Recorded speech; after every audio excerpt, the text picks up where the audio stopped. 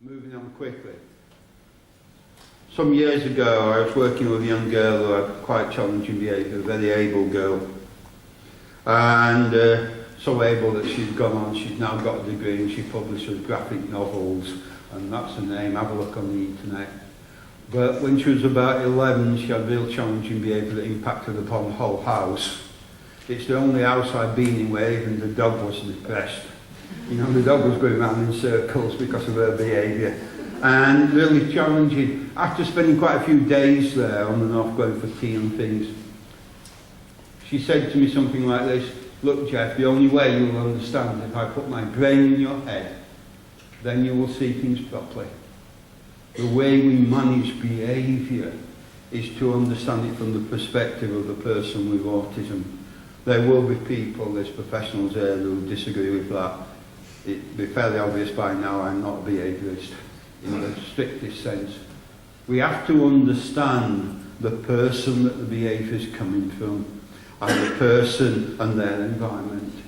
Taking their perspectives leads to a change in perspective on our part. We try to see it their way. How do we do that? Watch, listen, reflect, learn. I was in a school and they said, "Oh, we're going to bring lots of people. We're going to bring Wendy Lawson," I think it was, or someone like that, who was an absolutely wonderful person with autism, to teach us about autism. And I said, "Hold on, you've got 20 or 30 kids here with autism. Let's learn about behaviour from them." If you want to learn about your child's behaviour, you learn from them. You learn by watching. You learn by listening. What sounds do they make when the behaviour is happening? What sounds do they make just previous? Listening, reflecting, think, what does that mean for me? What does that mean for my child? How's he feeling now? How's she feeling now? And learning. Allowing the child with autism to teach us about their behaviour. And that's so important. And it's so difficult because we think they're the problem, and they're not. They're the solution to the problem very often. Including understanding how they see their world and how they process information. And we're going to look at some of those. Who's that? 3-year-old. Pam? 3-year-old. A 3-year-old? Yeah. Anybody else? Looking at a pushchair. Yeah. Don't you recognise those fantastic legs? Yeah. They're my legs. And there's the other half. Did some work with people with autism. We gave them digital cameras and said, "Photograph your world." Why were we doing that? We wanted to see what they saw. This is backed up by research. Many people with autism, and some people with learning disability, but particularly with autism, and I guess fragile legs, see things and process information different to us. People are starting to research that a bit more now. But what we knew about this, and all the photographs that these people took showed it, that when they process people, they process them in 2 halves or 3 halves. They don't see the whole. That's important we understand how they see me. It's important for things like, "Well, he doesn't seem to listen." Well, he's looking at the leg bit now, and all the information's coming from this bit, and then you move, and he has to look at the leg bit again, and it's just about there this time, and you move again. No wonder you don't get the information if we don't understand how they process us. If you look at objects, you know, why is it? He can do wonderful things sometimes and can't find things. And he's stubborn, isn't he? Because he don't want to get dressed, that's why he can't find the shirt. If you process visually different, then you're going to struggle with everyday things. And some of the behaviours are linked to the way the child sees the world, sees people, and processes that information. And again, I'm just flying through some of these because of time, but do think about these kind of things. How do they process? Thinking about, how does your child process information? How do they make sense at a cognitive level of all the information coming in? You don't often stop and think. How do they think? How do they make sense of what I've just said? How do they make sense of what they've seen, what they've heard? All that information. I worked with a young man who was absolutely fantastic lad, but in between being fantastic, he was also one of the most challenging kids in the country, I think, at the time, possibly. And he could hospitalise staff, he could create thousands of pounds worth of damage, he could demoralise an whole school, such was his challenging behaviour. And one day I'm sat with him and I'm trying to understand his behaviour in one of the calm periods. I'm saying to him, tell me about it, what happens?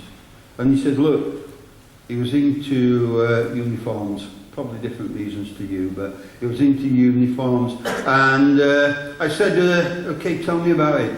He says, I'm like a post office sorting box, my brain. And he said, information comes in envelopes. And he says, if I'm in a bright place, that's loads of information coming in. He says, if you're talking to me, that's another envelope coming in with information. Somebody else comes in and talks to me, that's another envelope. I'm reading something, that's another envelope. And he says, what I do, I open the envelope, read the letter, and I do what you want me to do. In other words, I process the incoming information. But he says, some days, everybody's talking. All the lights are bright. There's noises outside. The food's the wrong food. It smells too strong. He says, all that is envelopes and it's coming in at once.